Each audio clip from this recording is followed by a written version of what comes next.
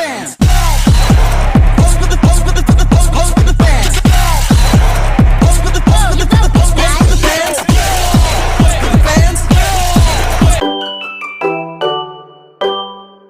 First of all, I would like to introduce the topic of this presentation, which is cybercrime in the new criminal code in Indonesia. Technology emergent from human creativity in designing particle material objects, the crimes resulting from the development of application and the internet are referred to as cybercrime. Internationally, cyber law encompasses legal term concurrent the use of information and communication technology. It is also known as information technology law, virtual world law, and cyber law. Generally, cybercrime can be classified into categories: 1. Conventional cybercrime, and 2. New cybercrime. Conventional cybercrime refers to cybercrime that existed before the creation of computer system or the internet, such as theft, defamation, fraud, and others.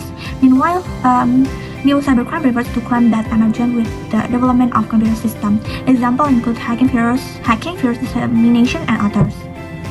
First of all, I would like to introduce the topic of this presentation, which is cybercrime in the new criminal code in Indonesia.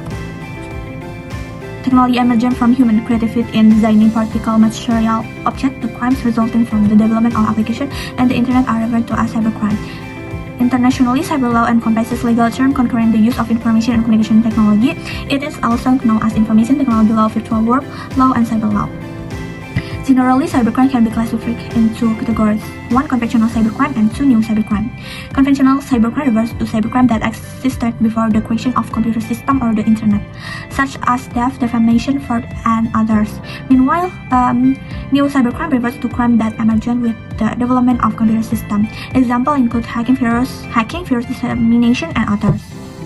Example kasus, the journal highlights in the rapid increase in cybercrime in Indonesia, presenting several factual cases and data. One crucial issue is online gambling, where the Indonesia National Police report from 2022 to August 2023, a total of 866 suspects were arrested in connect with 685 cases. Next, money crimes are also a problem.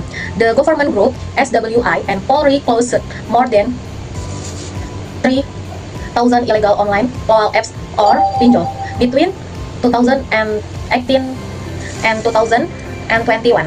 These apps were used for cheating, asking for money with tricks, and selling private data.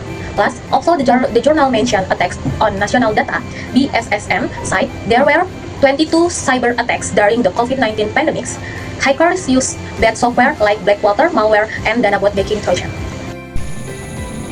The enactment of Indonesia Criminal Code represents a structural response to escalating complexity of cybercrime in the era of digital transformation. As Susano et al. Argue, technological progress, particularly the expansion of artificial intelligence, the Internet of Things, and data-driven infrastructure, has fundamentally altered the nature of criminal behavior, rendering traditional criminal law framework increasingly indicate.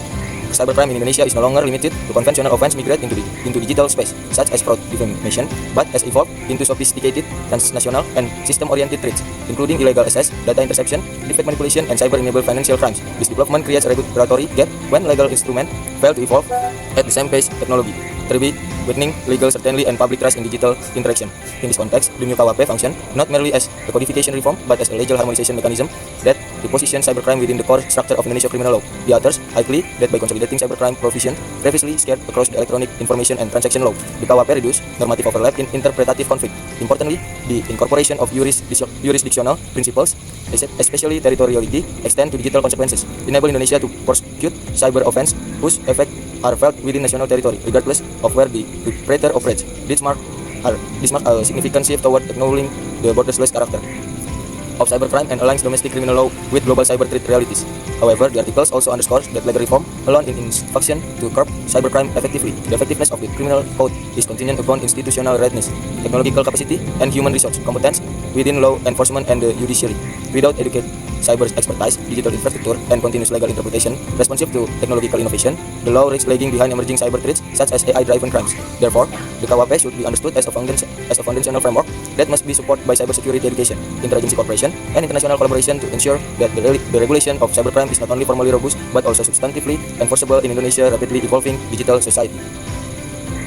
Conclusion: the development of digital technology in Indonesia has encouraged the increase of various forms of cybercrime, ranging from data theft, online fraud, hate speech, to the misuse of artificial intelligence. This condition demands a law update that is to answer to challenge of crime in the digital era. New Criminal Code ratification UU No. 1/2030 because an important step in strengthening cybercrime management in Indonesia. The new criminal code integrates and clarifies the regulation of cybercrime. That's where previously spread in the IT law, as well as providing legal certainty, including cross-border crime. However, the effectiveness of the implementation of the new criminal code not only depends on regulation, but also the readiness of law enforcement office, technologies infrastructure support, as well as increasing literacy and public awareness of cybersecurity. With the synergy between law, technology, and public education, cybercrime countermeasure in Indonesia are expected to run more optimally and friendly. Makes it hard.